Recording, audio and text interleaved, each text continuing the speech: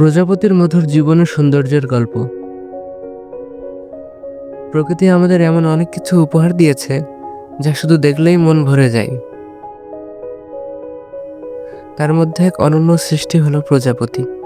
ছোট্ট হালকা রঙিন ডানায় ভেসে বেড়ানো এই প্রাণীগুলো যেন প্রকৃতির নিজস্ব রঙের ক্যানভাস।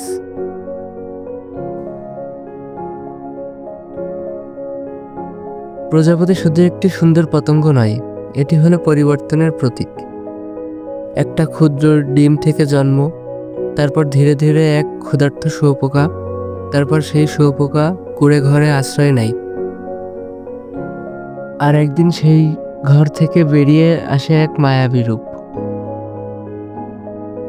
প্রজাপতির ডানা যখন সূর্যের আলোয় ঝলমল করে, মনে হয় যেন ছোট্ট কোনো রংধনু উড়ে বেড়াচ্ছে।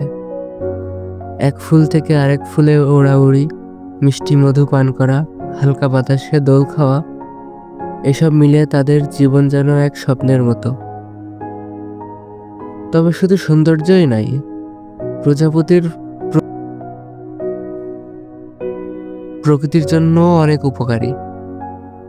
যখন তারা এক ফুল থেকে অন্য ফুলে মধু খুঁজে বেড়ায়, তখন পরাগায়ন ঘটে, যার ফলে গাছপালা আরো ভালোভাবে বেড়ে ওঠে।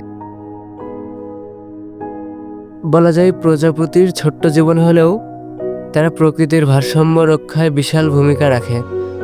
কিন্তু দুঃখের বিষয়, পরিবেশ পরিবর্তনের কারণে দিন দিন প্রজাপতির সংখ্যা কমছে। দূষণ, বন কাটা আর কীটনাশকের ব্যবহার তাদের অস্তিত্বকে হুমকির মুখে ফেলছে।